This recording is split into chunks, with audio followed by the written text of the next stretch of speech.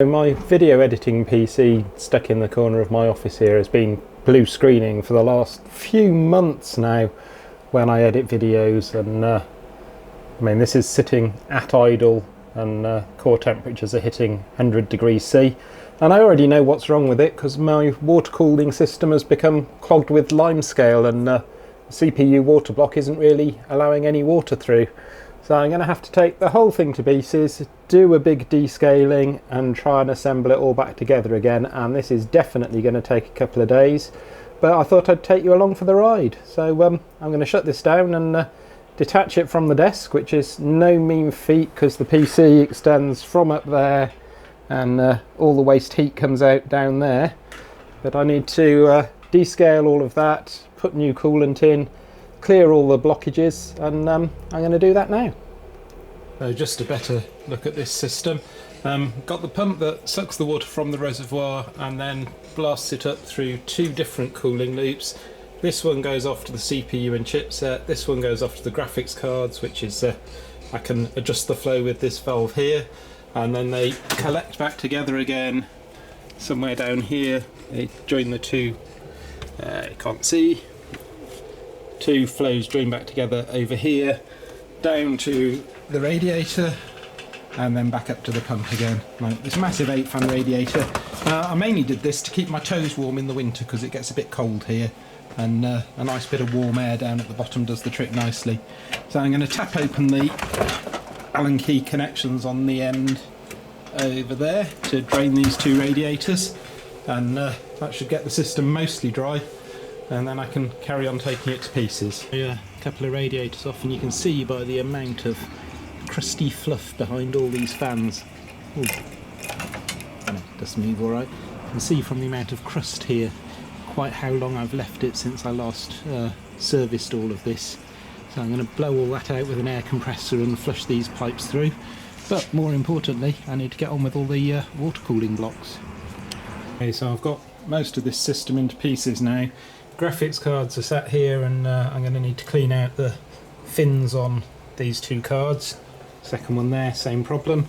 This is the main source of the problem. This is my heatsink for the CPU, and it's just totally blocked up. If I blow through it, it's just about possible to get a tiny bit of air through there, but no water flowing, and I need to strip this whole chipset cooling assembly off. Sometimes it takes a while searching through it for a tool you know you must have before you find the right size Allen key that fits. And here we can see just the extent of the clogging on this block. Believe it or not, there are thousands of really tiny fine fins in there going from one side to the other, but you can't see a thing because it's just absolutely caked with calcium carbonate. And of course the astute among you will know that water cooling systems shouldn't have this problem because they run a mixture of glycol, but due to leaks and things like that, many years ago, one time I topped it up with a bit of tap water and it's never been right ever since. So I'm going to go and degunk this now and see how I get on. So after a scrub under the hot tap with a toothbrush, you can at least see these individual little fins there. And I think actually most of them have come unclogged, and this might be because of my secret sauce. I've actually been topping up the system with vinegar for the last few months now, just white vinegar, industrial cleaning style vinegar, because I know that it softens up Limescale. So I'm just going to finish this off with a bit of a Sillet Bang Limescale remover and see how we're looking after that. Not that I'm doing a product placement or anything, but I just love the packaging on Sillet Bang. So I'm just going to give that a liberal coating, leave that to soak for 10 or 15 minutes, something like that, and hopefully that'll soften up the rest of it, and then I can get in there with a really fine wire brush to finish the job. So things are looking a lot better after the Limescale remover on here, and obviously it's got everything off the surface and it will have softened anything between the fins, but I'm just going to run down each one of these fins in turn with a craft knife and see if I can get any more sludge out that way. And this is actually really meticulous, painstaking and boring, but I thought I'd get a little bit of it on the camera because if I'm having to suffer it, I don't see why you shouldn't suffer it as well. So So I'm just going a couple of times the right way with the blade, and then a decent scrape backwards, and that normally gets a fair amount of crustiness on the edge there. So I'll carry on, you don't have to endure it, that's for me.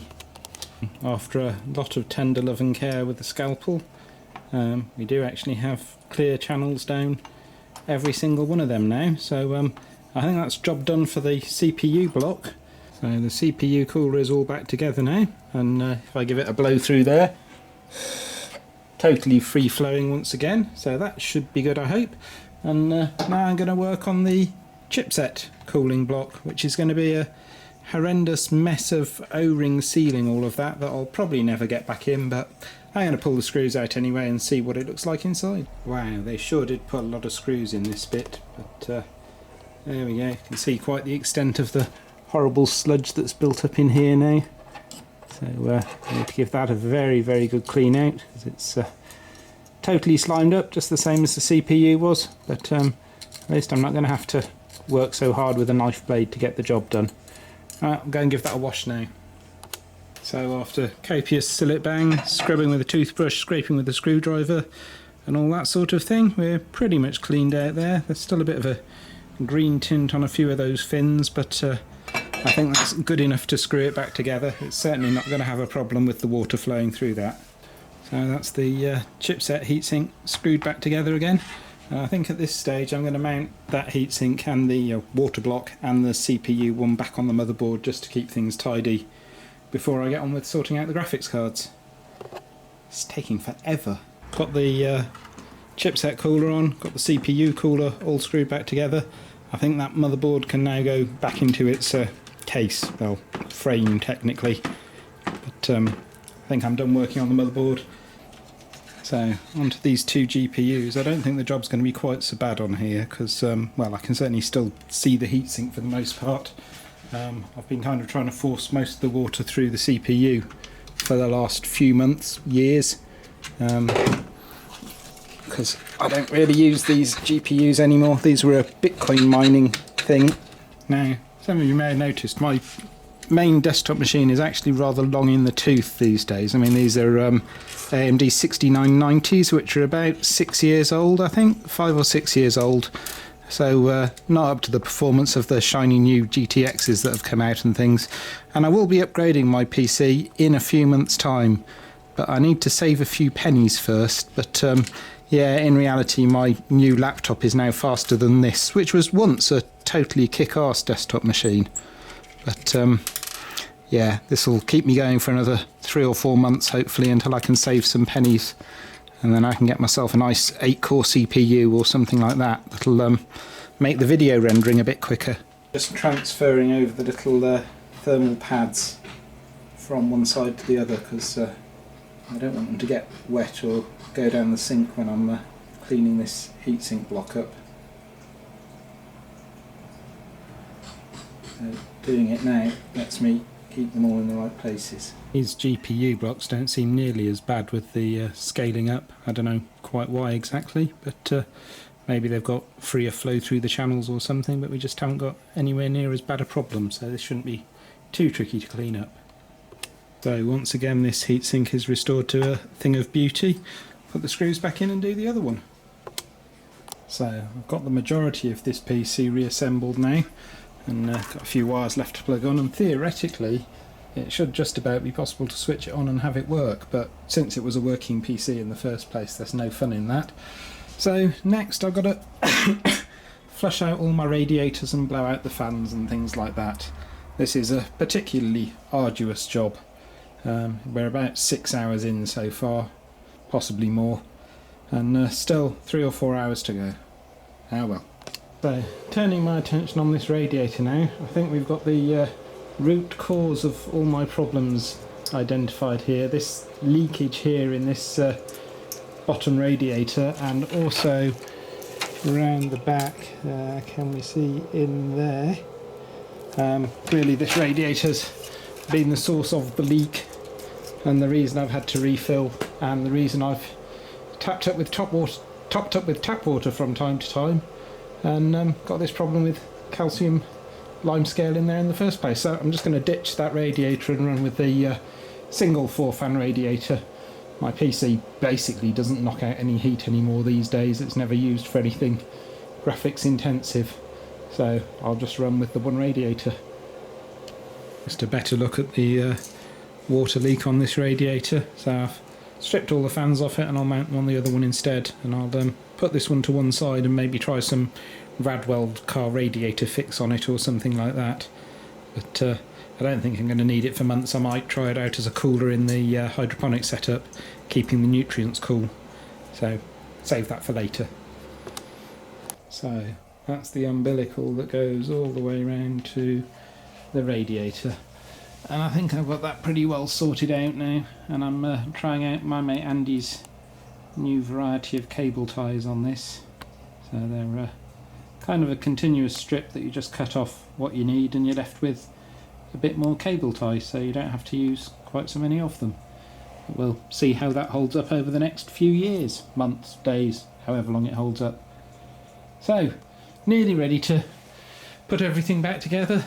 Just got to flush out the pump and the reservoir and that little bit of tubing there, and then I can assemble everything and watch it leak all over the desk, undoubtedly. Ah well, it's all good fun. Okay, we're all reassembled and I'm just going to do a quick power on test with no liquid in there, just to make sure that we still post. Hopefully I haven't broken anything. So far so good. We're going to get a monitor on.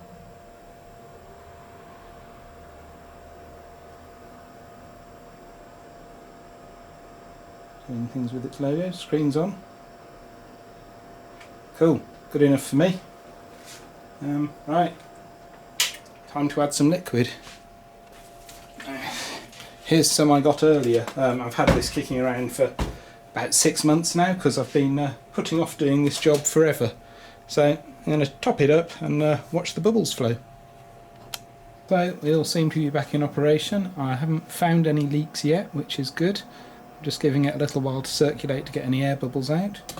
But we're looking a lot better on the idle temps now on this PC. Down from 100 degrees C to a much more reasonable 50 or so. And the ambient in here is something like 26, 27 at the moment. So the real test for this PC is going to be when I edit this video together on it, because it's been fine for web browsing. It's just rendering videos is kind of CPU intensive. Anyway, hope you enjoyed watching this one, folks. A bit different from normal, but it's what I was up to today, so come along for the ride. Anyway, see you next time. Cheers, thanks for watching.